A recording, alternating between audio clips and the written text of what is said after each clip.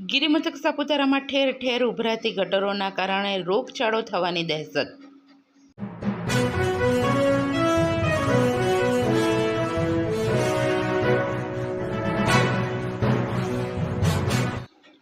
રાજ્યના એકમાત્ર ગિરિમથક સાપુતારામાં છેલ્લા ઘણા સમયથી ઠેર ઠેર ગટરો ઉભરાતા રોગચાળો ફાટવાની દહેશત વર્તાઈ રહી છે, છતાં પ્રશાસન આંખ આડા કાન કરતું હોય તેવા દ્રશ્યો જોવા મળી રહ્યા છે।